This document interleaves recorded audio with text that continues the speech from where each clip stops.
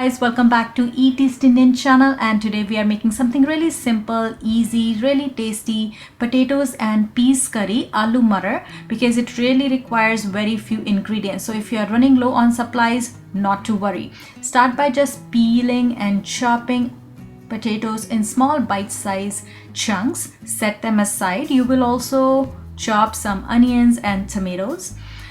Once you've prepped everything, set your veggies aside and heat some oil in a hot pan. Once the oil is hot, add in 1 teaspoon each of cumin and mustard seeds.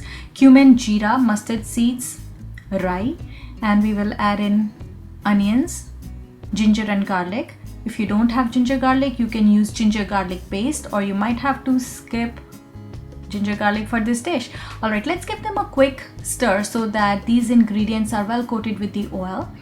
And in order to make our masala base, we will add in some turmeric, salt and chili powder in our pan so that onions can cook thoroughly, so that they are no longer raw. So once onions start to change color, then you know that your masala is coming along. Make sure you're stirring everything together so that nothing sticks to the bottom of the pan. After a few minutes, you can see potatoes are going in the pan, onions had changed color. I was keeping potatoes in the water so that they don't turn brown. You can do the same. All right, now let's add in tomatoes. If you don't have fresh tomatoes, you can do tomato puree, you can use tomato paste. Fresh tomatoes lends a great taste to the dish. All right, tomatoes are well mixed. Now we are adding in 2 tablespoons of tomato paste for extra flavor, taste, color. And when we add water to our dish, a little bit more volume can be generated. We'll allow tomatoes to get tender, so we'll give few more minutes to our curry to cook. Now in order for potatoes to cook thoroughly, you will add in some water along with curry powder, and we will cover the pan and let everything cook.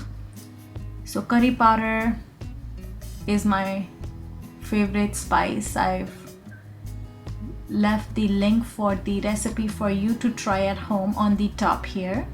We've added some water.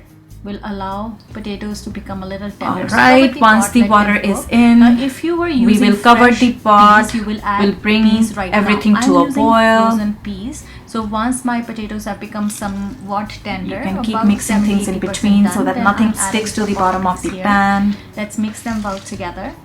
So covering everything, and 5-6 minutes, guys, before your delicious curry is ready. But if you need to cook them, alright, things are looking gorgeous here. You can see some steam coming out. This is fantastic, as fresh as it can get. Check and see that potatoes are tender. If they are, your curry is done. Let's check. Yeah, things are looking beautiful. Now you can garnish it with some cilantro leaves or dried fenugreek leaves. That's kasuri methi. Lends a nice flavor to our potatoes. So I've added some dried fenugreek leaves, kasuri methi, and our potatoes are ready. We will enjoy it with a puri, and I'll show you how to make it. So in a pot, you will add in oil in which we are going to fry our bread. That's how we make puri. It's a deep fried Indian bread. We'll set this oil aside and let's get the dough ready. So I have 2